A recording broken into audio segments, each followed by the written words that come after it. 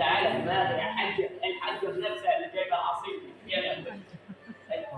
يا بنت بلاش نلعب بس، انا بقول لك عطشان. بتعمل ايه؟ ايه؟ بشرب درينك مستر هري. تعالى.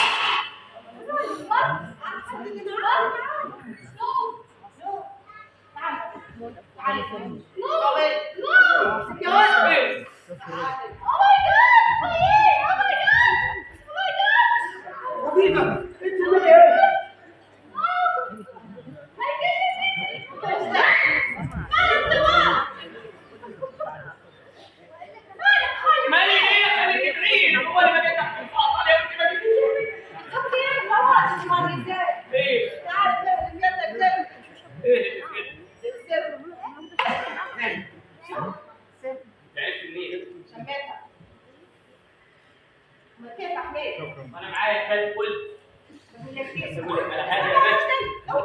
ايه يخرب بيتك وبيت سنين.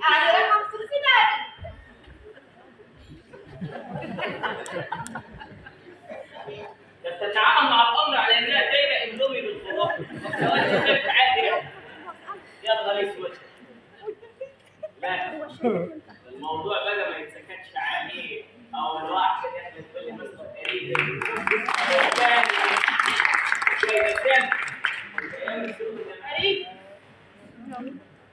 نعم. عاوزاك كلمتين اسمعني فيهم كويس. كل اذان من صوت. اسمعني مستعد؟ انا عارف الدخله السوق. نعم. عاوزاك كلمتين اسمعني فيهم كويس. أيوة. فكر فيهم قبل ما ترد عليا. قول. قدامك حل من الاثنين، يا توافق على العقد بتاعي وتاخد خيارات فلوس وصول، يا اما الموت. ايوه يعني افهم من الكلام ان المحاولتين اللي عدوا دول كانوا من تحت يدك انت. لا طب بص اقول لك على حاجه. الصعيد يا مخرج للرجال تمام، ولو المره الاولى عدت سجن معاك والثانيه قسمت فيها اذن واحده تمام، الثالث الله اعلم ايه اللي ممكن يحصل معاك. فاقول لك ايه عشان الخص عليك يعني. يبقى انت ما تعرفش انا مين ولا ورايا مين. اهلا مين ولا ورايا مين؟ هيكونوا وراك مين يعني؟ انا عرفته انتم المافيا. المافيا يا ماما اللي عاوزين تاخدوا اي حاجه اي طريقه. بس هقول لك ايه، الحمد لله ما بينكم يعني في عصر بيحصل لكم. بص يا حبيبي، قول ايه؟ انا عايزاك تفكر في العرض كويس. ايوه ويا ريت توافق عليه عشان تبقى معايا في كل حاجه. خليك فاكر اني ما بظهرش غير مره واحده بس. وعندكم مثل في مصر بيقول عقلك في راسك تعرف خلاص. ويا ريت تفكر في العرض كويس، واتمنى ان يكون بالمصر عشان ما تموتش. لا تتوسط نفسك الصراحه. الداخل عجبتني. انا عندي حل ثالث احلى من اللي انت قلتيه. كلامك خايش في دماغي يا بنت. وديده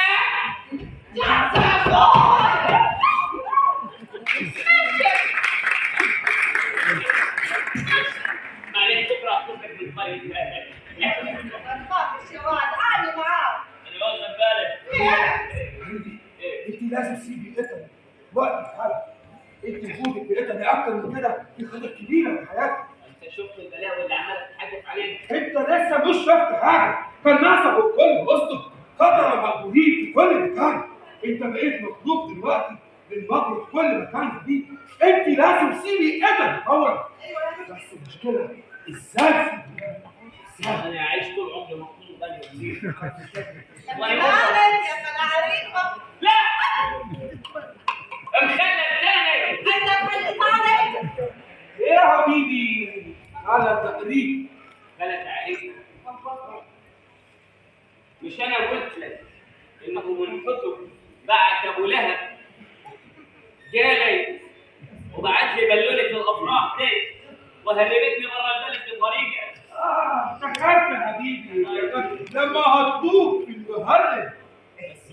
مالك فرحان ازاي ليه؟ لا اصل الفكره دي جابت لي فكره مهمه كتير.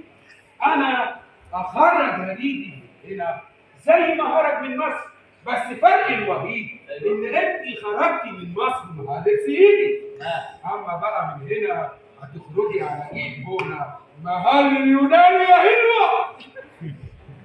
ده ايه الفرحه اللي هو فيه دي؟